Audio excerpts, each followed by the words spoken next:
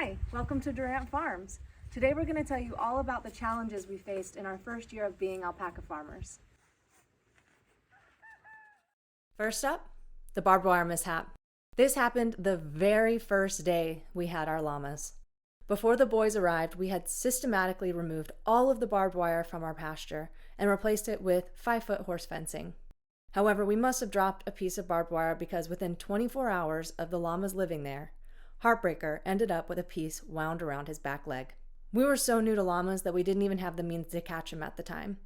We had to go to the store and purchase corral panels. Once we got those set up, we lured him into the pen and then tried to catch him. Unfortunately, we weren't able to catch him and hold him on our own. The boy was strong and scared and continued to buck us off. Plus, we were terrified that we might get kicked in the face. The solution came when we called our mobile livestock veterinarian and they came out to help us. With the help of the vet tech and the vet, we were able to restrain him long enough to remove the barbed wire and determine that he was free of injury. We were really lucky that nothing worse happened to him, and we scoured the rest of the pasture for any remaining barbed wire. There wasn't any. The next one is kind of silly, but it happened. One day we came home from running errands and one of the contractors flagged us down to tell us that one of the alpacas got a bucket stuck around his neck. We went up to check on them and sure enough, Scully had gotten his head stuck in the bucket and was wearing it like a necklace. Because Scully's the youngest, he often gets outcompeted for food. The older boys just push him out of the way and eat from his bin.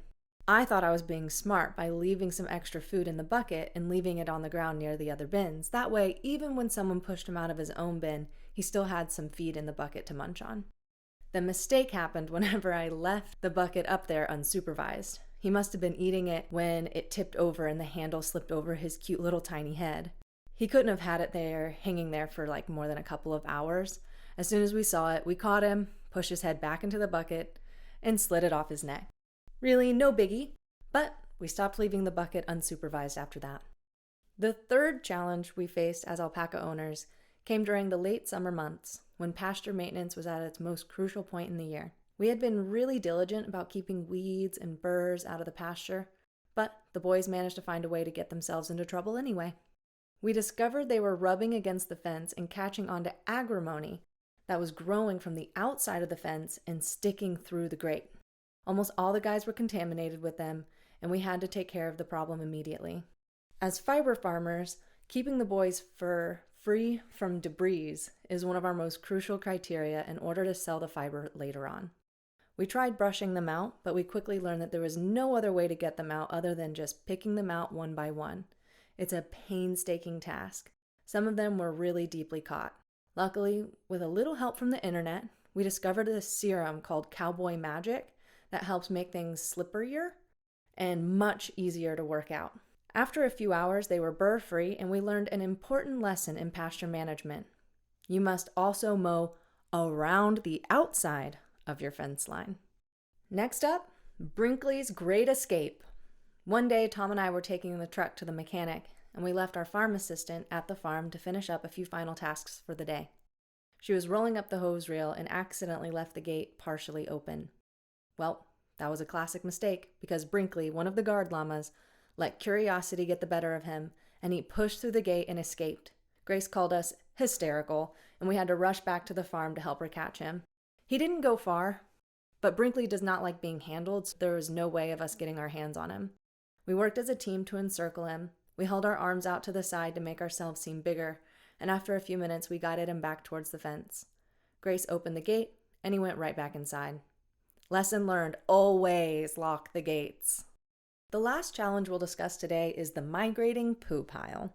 You may already know that alpacas and llamas all go to the bathroom in the same place. When the guys first came to our place, we brought some of their poo from their previous home and put it in a place that was farther away from their shelter. The guys took to this really quickly, and it became their main potty spot. However, the guys started getting a little loose and wild with their movements. Despite regular clearing and cleaning, the pile grew and started migrating closer and closer to their shelter. This has been a continuous problem that we have been solving by cleaning up and creating barriers to prevent them from pooping where we didn't want them to.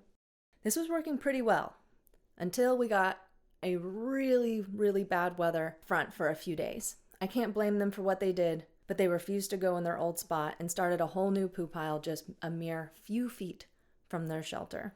It was such a mess.